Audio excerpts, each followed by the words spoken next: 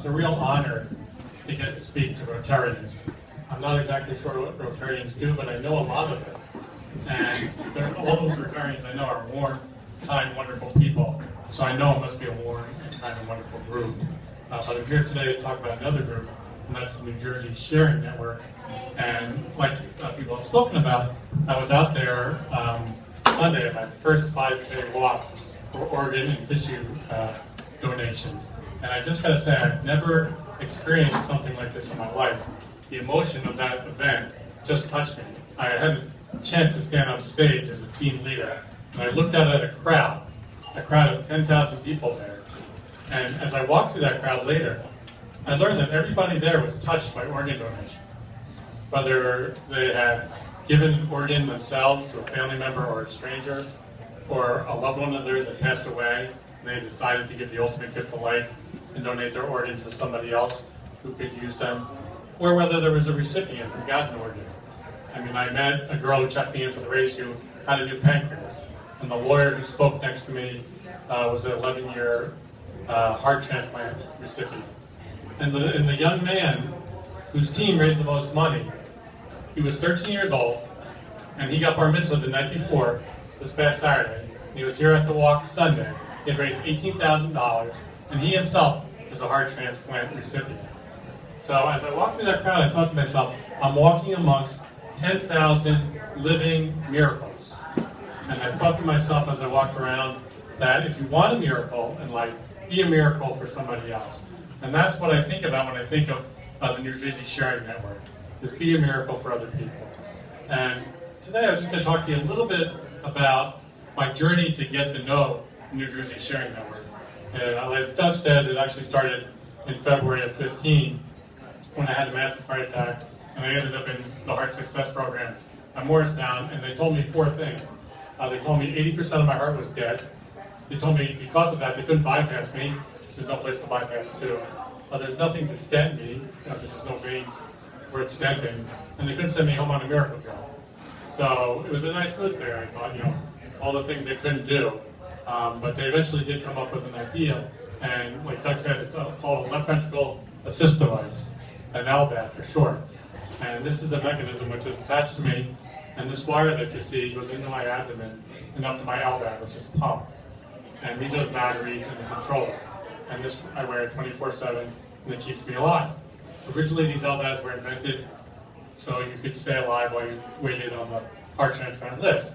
They've increased immensely in usefulness, and a lot of people now will actually are deciding to live on their LVAD and not go on the list. A lot of people are still getting on the list because heart transplant is still the gold standard of heart failure. So I spent 55 days in the hospital, and I learned a lot while I was there. And the thing I learned if you want to survive in the hospital is you got to be fearless, bold, passionate, and kind. And I'm not going to talk about all those today because I don't have the time, but I'm going to talk about the 4th one, being kind. And what I learned when I was in the hospital, and this just struck me so much, is you have to think about the people around you.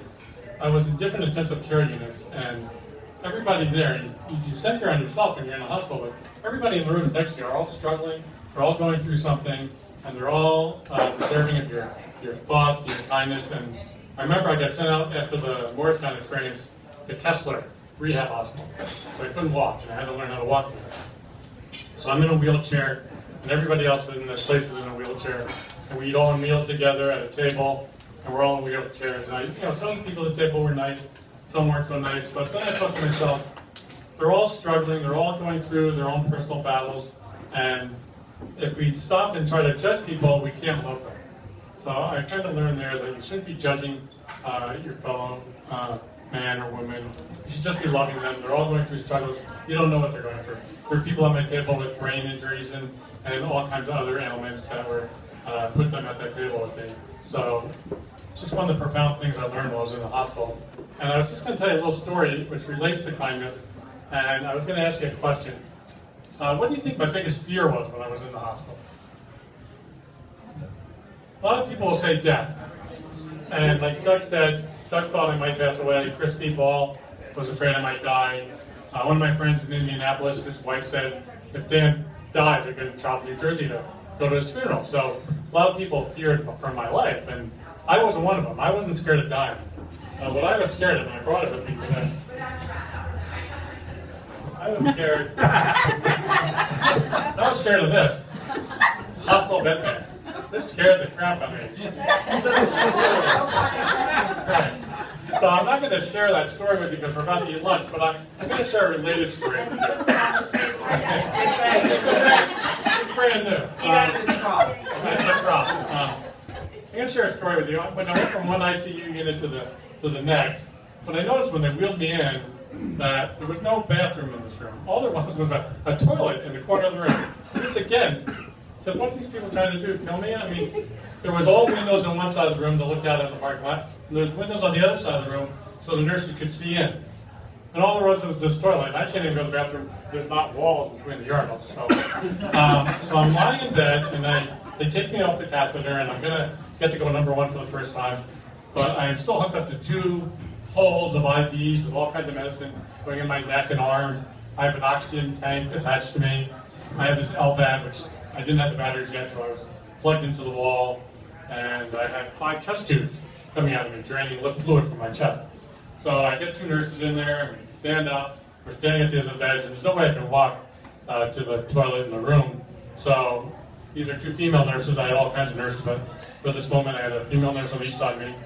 They're holding on to me. I have all these things around me, the IVs, the oxygen, the drain, got my hospital gown on, my foot is just flapping in the air behind me. And the 2 nurses hand me a plastic urinal, and they said, okay, Mr. Weiner, it's time to go to the bathroom.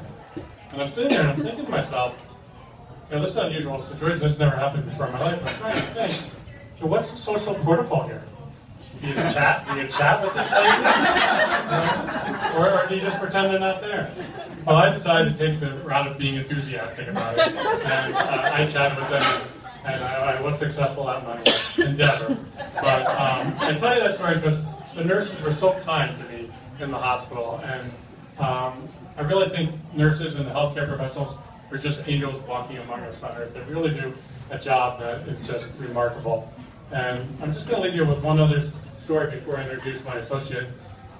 It's something that I learned from Albert Einstein, who I think we all agree is a pretty smart cookie. And what he said is, you got to ask yourself one question every morning when you wake up. And this is the key to a good life. He says, when you wake up in the morning, ask yourself, do I live in a good universe or do I live in an evil universe? And this will change your life. If you wake up and you say you live in an evil universe, and you're driving through Rotary today and someone cuts you off, you're going to say, that son of a gun cut me off, what a jerk, and the rest of your day is going to be negative. But if you wake up and you say, I live in a good universe, and you're cut off by the same person driving to Rotary, you're going to say, oh my God, aren't I lucky? That guy didn't hit me, and I'm going to get to Rotary on time, and what a great day you're going to have. It's the true of anything. I mean, I had heart failure, 80% of my heart was dead. My wife, who I love immensely, came into my hospital room every day, mad. The person she loved was in heart failure, in a hospital room, and she was upset, which is understandably. But I woke up every day and I said to myself, I'm the luckiest guy in the world. And I'm in the hospital, I'm alive, I'm getting this wonderful LVAD, and I've continued to think that way. I think this heart failure, to me, was a blessing. Because I got to go out after that, and I get to talk to groups like yours, and I get to meet patients in the hospital who are about to go through what I went through. And I'm just so inspired and so lucky to have gone through this because it's brought me to this spot. And another great group of people I met because of my heart failure, who I wouldn't have met before if I didn't have this problem, is the New Jersey Sharing Network. And they are an organization that is dedicated to helping people in my situation, whether they need a kidney or a heart or a lung or tissues, and helping people provide them with the gift of life. And I'm going to invite my associate now, Kelly, to come up and tell you a little more about that.